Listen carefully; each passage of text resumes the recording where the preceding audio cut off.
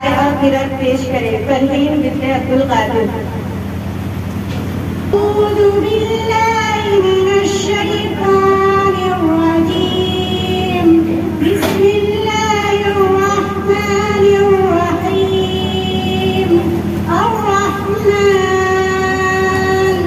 अल्लमल कुरआन खलक़ल इंसान अल्लमहुल बयान।